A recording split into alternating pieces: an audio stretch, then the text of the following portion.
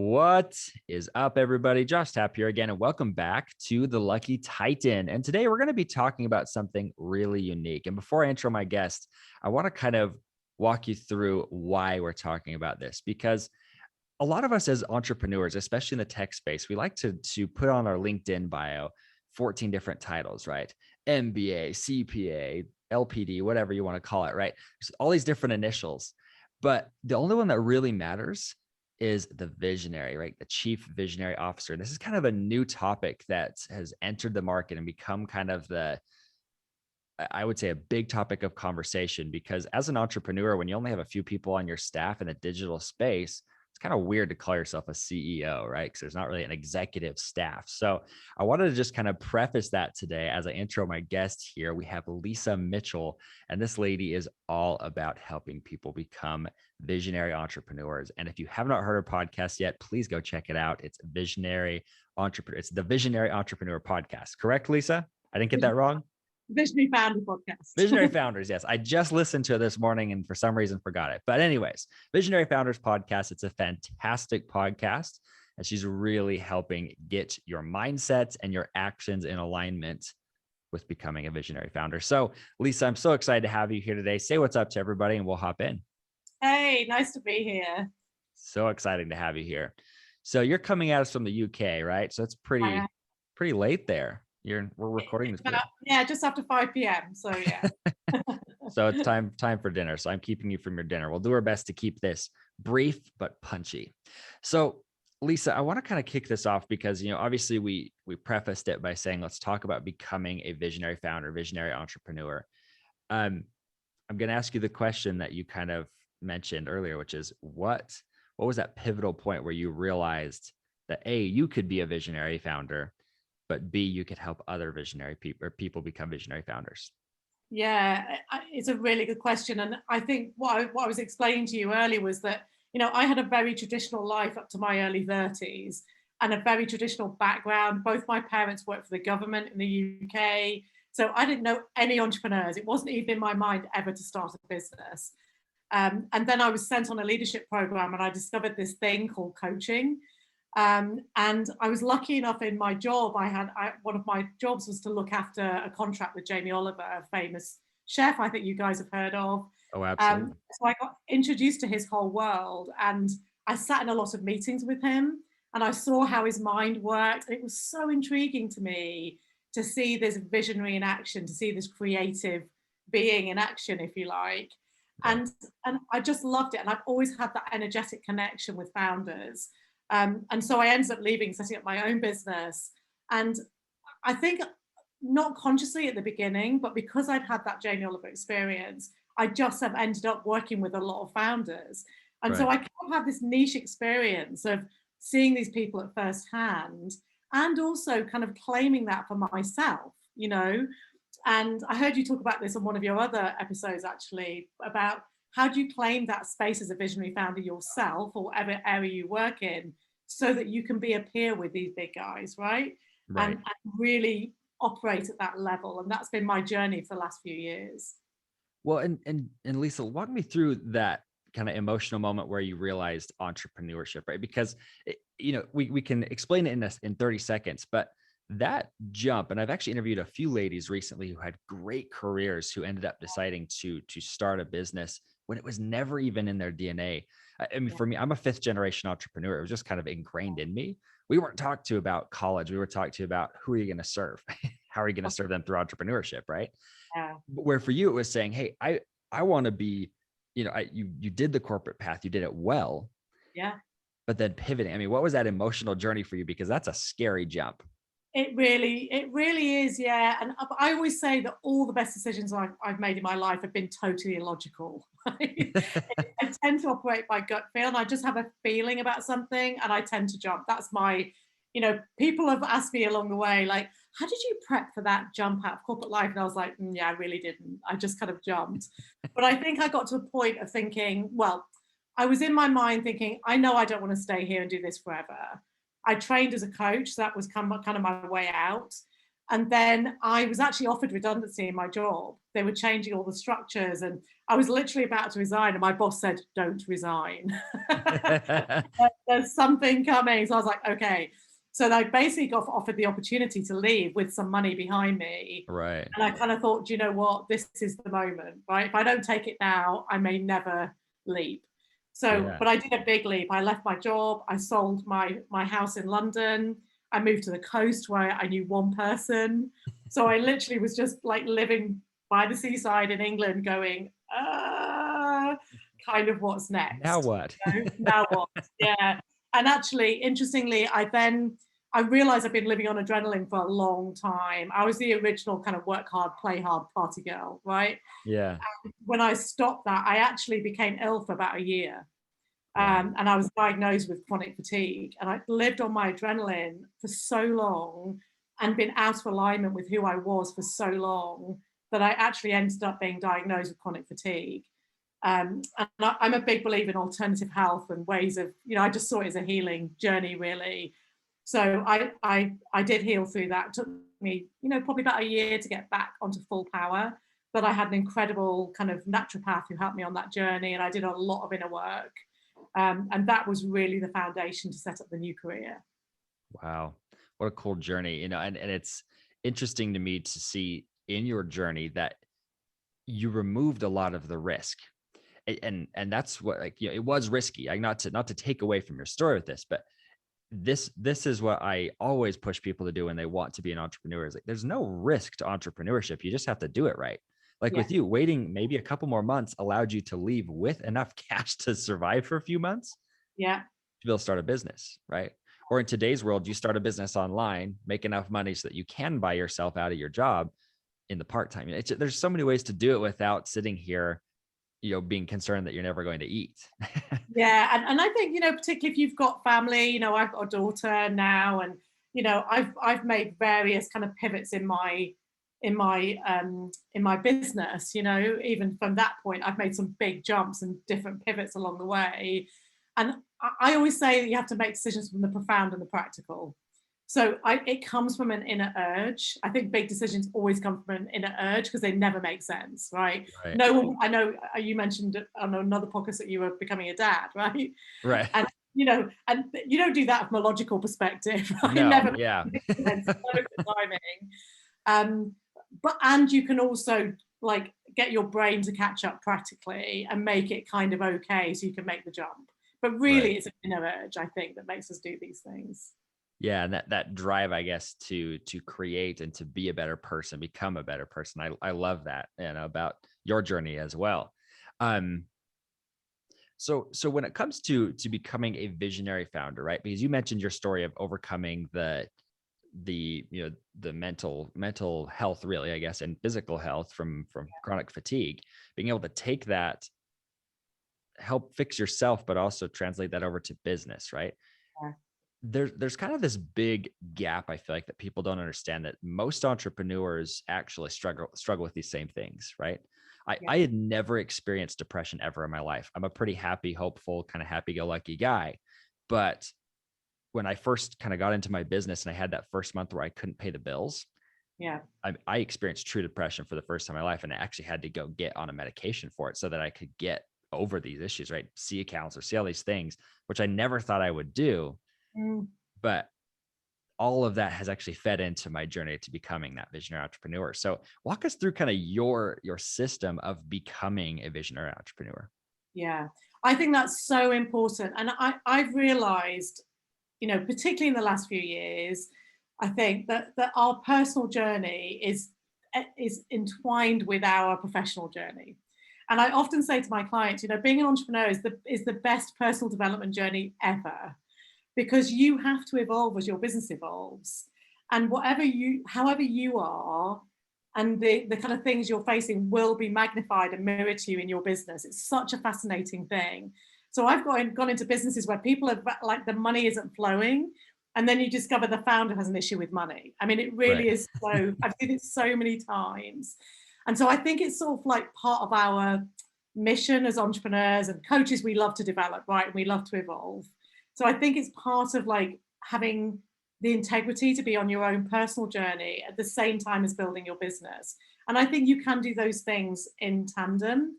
But I think you have to be really conscious as an entrepreneur if you want to create change, if you want to build something new and different and keep your system clean, if you like, then Right. you have to be on that journey. You have to go through that.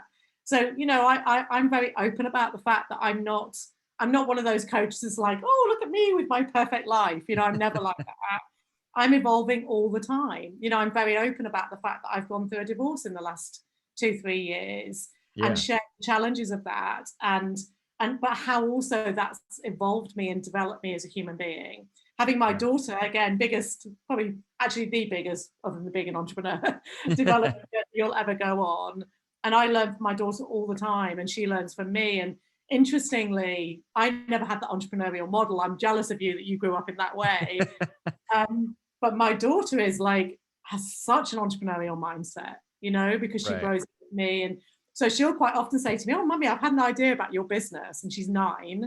And I'm like, oh, really? And I used to be like humoring her, oh, God, tell me. And then she'd tell me, and I'd be like, that's actually a good idea. I might Like, actually that's do really good. Yeah.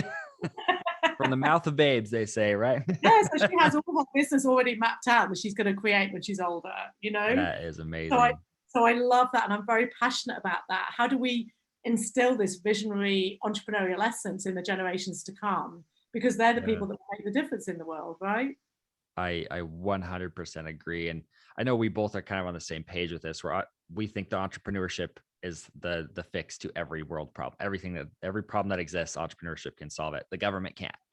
There's not other Yes, ways that can happen. It's literally through being a creator and being yeah, somebody who actively solves a problem. And I want to highlight a point of your story here because, like you said, you I can't remember how you worded it, but you basically were talking about when with a client, you don't try to hide the fact that you had a divorce. You don't try to pretty up your life, right? What people don't realize is that people will hire you as a coach not just because of the results you've achieved, but they hire you because you're obsessed with the topic because yes, they can't get obsessed about it. They don't have time, or maybe they're not passionate about it. I yeah, mean, for me, right? I actually have been doing my MBA in the evenings, something that I wanted to do my whole life, decided to finally take the leap, learn how to manage people. I am not very good at it. I think it's because I like being friends with my team too much. That sometimes even the crucial conversations can be difficult for me, right? yeah, But I actually end up hiring a coach to help me with that because I was struggling so hard with it, but she yeah, is obsessed with it, right? yeah. And I can see that. Even if she has amazing results, but even if she hadn't, I would have hired her because I'm like, she knows what she's talking about. Yeah, absolutely. And I think that's probably the biggest feedback that I get from the people I coach is I'm so passionate about them and my topic. And I Right. truly believe, as we're saying, that when you step into that visionary space, then you can change the world. Because the very essence of being a visionary is that you're bringing something new to the world, right? Yeah. And it's a classic. When I worked with Natalie Massenet at Net-a-Porter, and when she first started talking about, I assume you know that organization, right? Yes. Um, Yeah. yeah. So when I first started working with them, she told me that when she said she was going to sell luxury fashion online, everyone was like, "You can't do that. Nobody will buy luxury fashion online. They want that experience of walking in the store." And everybody you talk to, will say, "Oh no, that's not possible." When you first come up with your idea, people will be like, "No, you can't do that. You can't build a business just doing podcasting. I mean, how does that work?" Right? Right.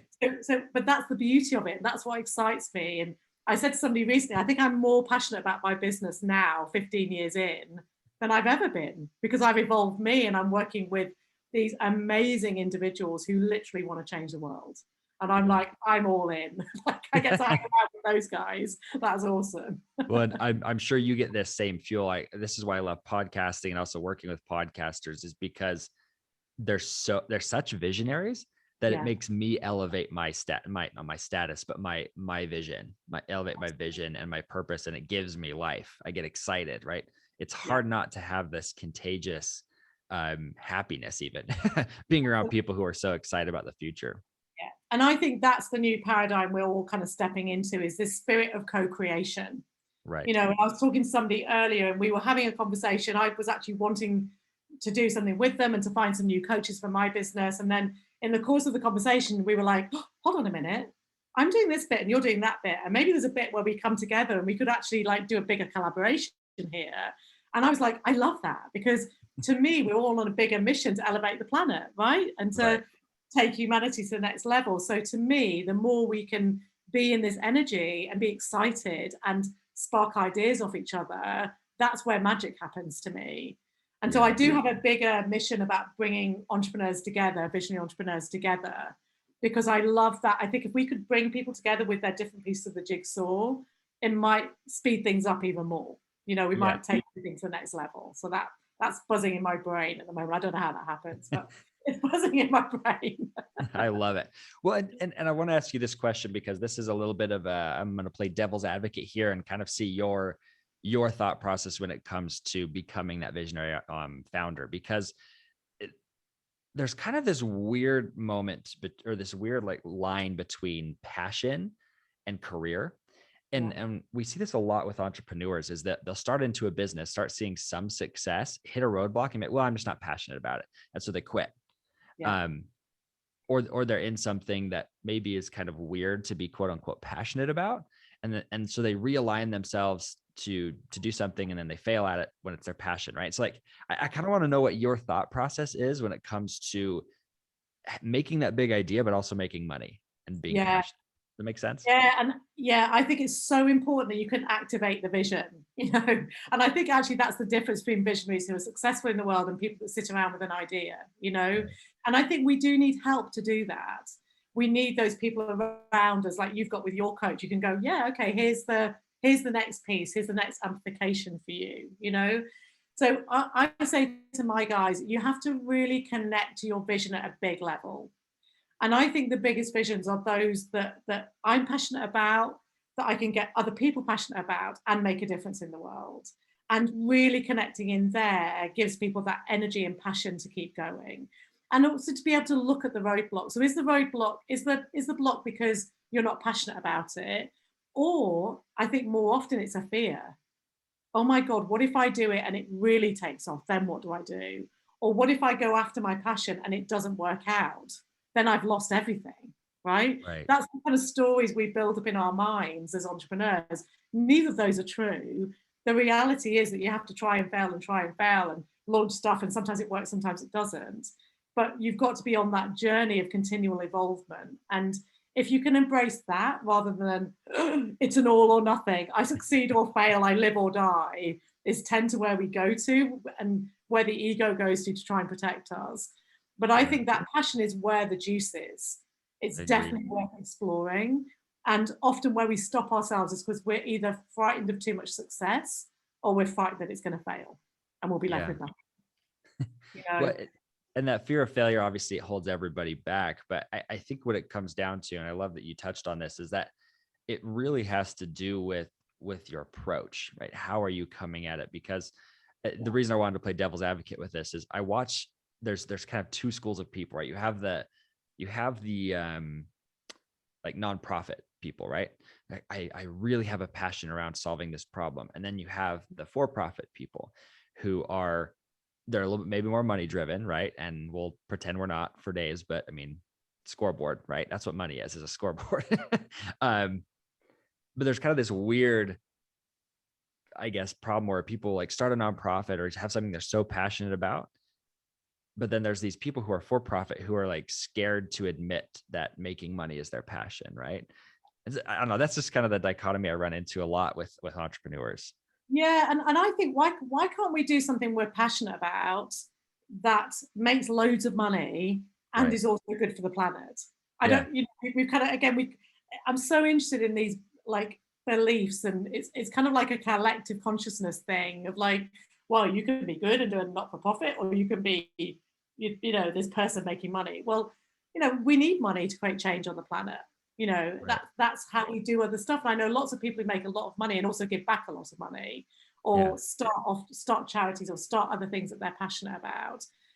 And I don't think there has to be a difference. So for me, making money is a good thing. I love luxury. I love money. I'm pleased my business is making money, Right. and I believe it makes a difference in the world. And so I think we bring that paradigm together, if you see what I mean, and create something new moving forward, which is money and joy and passion and make a difference on the planet all combined. And then I I think we've agree. got something different. I love that, because that I mean, I should have just ended the podcast right there. Great way to end it there. There is a place where it all meets, right? There's Absolutely. a great place where everything fits together. So Yeah. I hope for those of you listening to this show, you've been listening to this and saying, wow, Lisa knows all about being a visionary founder. I mean, she's really hit on some really amazing points when it comes to being visionary. And I hope you're asking yourself at this point, am I a visionary founder? Am I being visionary enough? Is my idea big enough? I would just give you all a reference for a book if you don't feel like it is. It's the Magic of Thinking Big, right? Has a great concept around this, becoming visionary. But on top of that, go check out Lisa's podcast, the Visionary Founder Podcast. It's a fantastic show. I just listened to an episode of it, loved it. So make sure you go check that out and leave her a review. So, Lisa, just to wrap this up with one beautiful bow, can you give us one final parting piece of guidance? My parting piece of guidance is that I believe really strongly, and I have lots of evidence to back this up, that we all have this visionary essence in us. We're just not necessarily taught to nurture that and grow that and live from that as children. But I honestly believe if you see children playing, you see them following their passions. And the more of us that do that, the more the world changes. Yes, I love that. Hand it off that next generation. That legacy is everything. So, everybody, thank you so much for listening to the show today. And thank you, Lisa, for coming on. I just want to give a quick shout out for all those of you listening to this to make sure that if you liked this episode, go and like and subscribe to it. Share it on social media. If you do that, I will personally leave you a review as well. I always do this for everybody who does it, because who leaves us a review, because I know that it's truly the way that we keep the legacy going, right? We keep that momentum. And also go leave Lisa's show, the Visionary Founder Podcast, a review as well. Give it a subscribe and dive into her content. So thanks again for coming on the show, Lisa. Thank you so much. I've loved this conversation.